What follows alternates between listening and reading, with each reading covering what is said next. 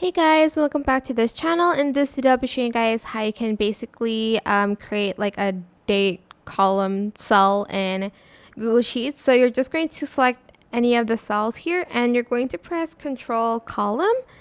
So Control Column, I think I can show you on this keyboard here.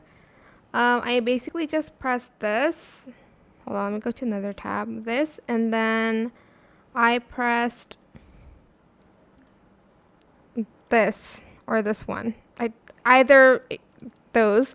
Can't show you guys on here, but I pressed one of those. If you don't like the format of the date, just select format here, go to number and select custom date and time. And you're just going to select whichever one that you want. Maybe this one. Of course, you can change the date here as well.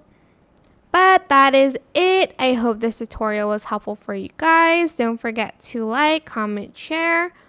Also subscribe to this channel if you haven't done that already. If you have any more questions, just leave it in the comment section down below. I will try my best to answer them all for you guys. And if you found this video helpful, please click the thanks button above the description box down below. Thank you so much for watching. Bye.